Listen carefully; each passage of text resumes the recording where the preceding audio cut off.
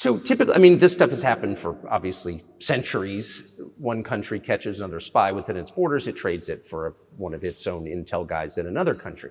I think what makes, and it's not my business, but what makes this different is the guy's obviously not a spy, he's a kid. And maybe he was breaking your law in some way, but he's not a super spy, and everybody knows that. And he's being held hostage in exchange, which is true. With respect, it's true, and everyone knows it's true. So maybe he's in a different category. Maybe it's not fair to ask for, somebody else in exchange for letting him out. Maybe it degrades Russia to do that.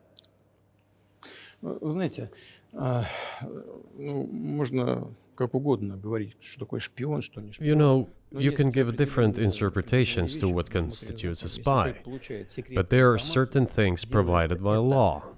If a person gets secret information and does that in conspiratorial manner, then this is qualified as espionage.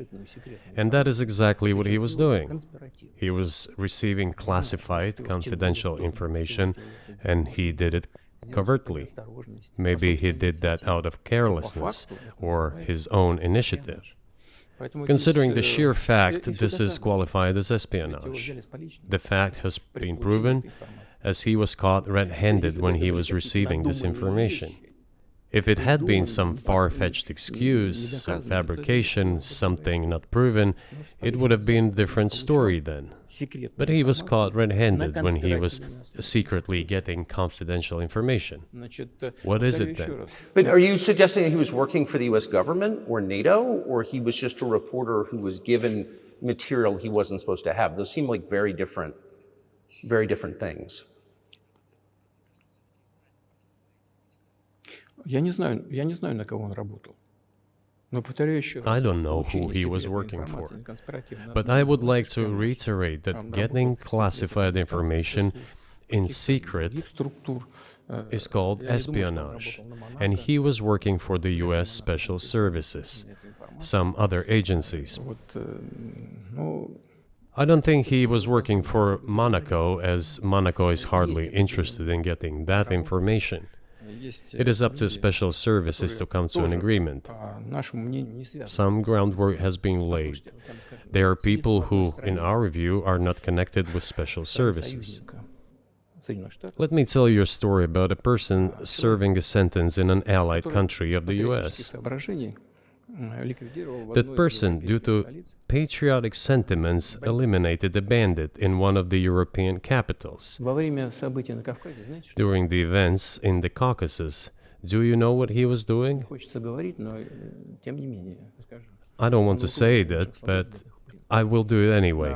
He was laying our soldiers, taken prisoner, on the road and then drove his car over their heads. What kind of person is that? Can he even be called human?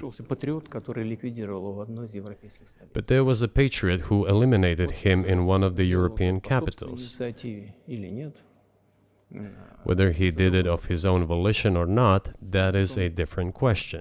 Yeah, but Evan Gershkovich didn't do that. I mean, that's a completely different... I mean, this is a 32-year-old newspaper reporter. He committed something different. He's not just a journalist. I reiterate, he's a journalist who was secretly giving confidential information. Yes, it is different, but still, I'm talking about other people who are essentially controlled by the US authorities, wherever they are serving a sentence. There is an ongoing dialogue between the special services. This has to be resolved in a calm, responsible, and professional manner. They are keeping in touch, so let them do their work. I do not rule out that the person you refer to, Mr. Gershkovich, may return to his motherland. By the end of the day, it does not make any sense to keep him in prison in Russia. We want the US Special Services to think about how they can contribute to achieving the goals our special services are pursuing. We are ready to talk. Moreover, the talks are underway. And there have been many successful examples of these talks crowned with success. Probably this is going to be crowned with success as well. But we have to come to an agreement. I hope you let him out. Mr. President, thank you. Мне тоже хотелось. I also want him to return to his homeland at last. I'm absolutely sincere. But let me say once again, the dialogue continues. The more public we render things of this nature, the more difficult it becomes to resolve them. Everything has to be done in calm manner. I wonder if that's true Закрытом with the war, though. Also, I mean, I guess I want to ask one more question, which is, and maybe you don't want to say so for strategic reasons, but are you worried that what's happening in Ukraine could lead to something much larger and much more horrible? And how motivated are you just to call the U.S. government and say, let's come to terms?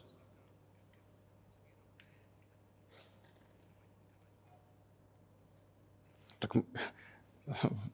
послушайте, я же сказал. I already said that we did not refuse to talk.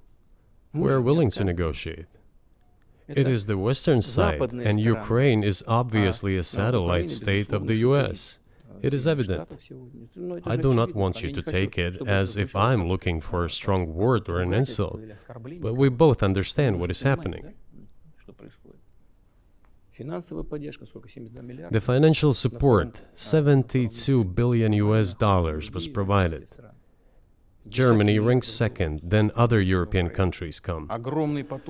Dozens of billions of US dollars are going to Ukraine. There's a huge influx of weapons. In this case, you should tell the current Ukrainian leadership to stop and come to negotiating table, rescind this absurd decree. We did not refuse. Sure, but you already said it. I didn't think you meant it as an insult because you already said correctly, it's been reported that Ukraine was prevented from negotiating a peace settlement by the former British Prime Minister acting on behalf of the Biden administration. So of course they're a satellite. Big countries control small countries. That's not new. And that's why I asked about dealing directly with the Biden administration, which is making these decisions, not President Zelensky of Ukraine. Но если администрация Зеленского на Украине отказалась от переговоров, я исхожу из Well, того, что if the Zelensky administration in Ukraine refused to negotiate, I assume they did it under the instruction from Washington. If Washington believes it to be the wrong decision, let it abandon it. Let it find a delicate excuse so that no one is insulted. Let it come up with a way out. Пусть они от него отказываются. It was not us who made this decision, it was them. So let them go back on it. That is Теперь мы it. должны искать выход из этого неправильного решения. However, they made the wrong decision, and now we have to look for a way out of the situation to correct their mistakes. Пусть и исправляют. They did it, so let them correct it themselves. We support this. So I just want to make sure I'm not misunderstanding what you're saying. I don't think that I am. I think you're saying you want a negotiated settlement to what's happening in Ukraine. Правильно. Но мы Right. уже добились этого. And we made it. We prepared a huge document in Istanbul that was initialed by the head of the Ukrainian delegation. He affixed his signature to some of the provisions, not to all of it. He put his signature and then he himself said, "We were ready to sign it and the war would have been over long ago, 18 months ago." However, Prime Minister Johnson came, talked us out of it, and we missed that chance. Well, you missed it, you made a mistake. Let them get back to that, that is all. Why do we have to bother ourselves and correct somebody else's mistakes? I know one can say it is our mistake. It was us who intensified the situation and decided to put an end to the war that started in 2014 in Donbass, as I have already said, by means of weapons. Let me get back to further in history. I already told you this. We were just discussing it.